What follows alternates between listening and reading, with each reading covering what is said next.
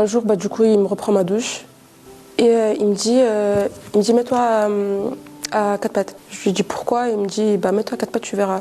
Là, il baisse son pantalon et il me sort son... Il ouvre ma bouche et il me force. J'avais, je pense, 8 ans, 9 ans et je me rappelle qu'il avait fini dans ma bouche et j'avais vomi juste après.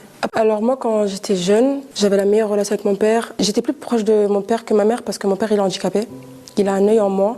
Et ma mère, elle était infirmière dans une maison de retraite. Et du coup, c'est mon père qui s'occupait de nous, c'est mon père qui nous ramenait à l'école. Au tout début, du coup, il y avait que moi et mon frère. Ma mère, elle est tombée enceinte de la 3e. C'est là où mon père, il a vraiment changé de visage. Ça a commencé avec des mots. Par exemple, on était dans la voiture. Il me disait, tu sais ce que c'est un vagin, par exemple? Et je lui disais, bah oui. Il me disait, tu sais, moi, j'ai quoi? Il me parlait de parties intimes, il me parlait des jeux que tous les papas faisaient avec leurs enfants. Et après tout ça, les actes ont commencé. J'avais pris ma douche. Et c'est mon père qui me lavait. Et il a commencé à me toucher en bas. Il me disait, ah, ça grandit. C'est bizarre à dire, mais pour moi, c'était...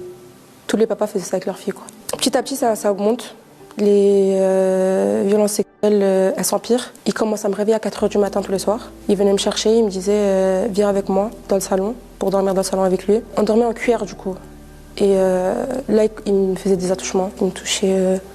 les parties intimes, mais il me disait que ça grandissait. Ça, c'est vraiment la phrase qui m'a marquée. Ça grandit. Il attendait que ça grandisse assez pour qu'il puisse pénétrer, du coup. Quand ma mère, elle travaillait en plein temps, je me retrouvais souvent avec lui dans la chambre à ma mère. Il me disait mets-toi sur moi. Il m'enlevait mes habits et il bougeait mes hanches sur lui. Et moi, je réagissais pas. Il me disait ça te plaît? Parce que du coup, je réagissais pas, je pense. J'en ai jamais parlé à ma mère, j'en ai jamais parlé à personne. Parce qu'il nous menaçait de mort.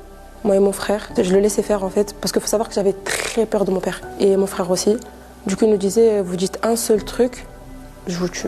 Les violences sexuelles augmentent et c'est là où les violences tout court viennent aussi. Les violences sexuelles aussi, des fois, ça arrivait dans des rues, dans la cave, dans mon garage, dans mon jardin. C'était partout. Mon frère, il a un peu plus subi, on va dire, parce qu'il a vu les scènes, il pouvait rien dire.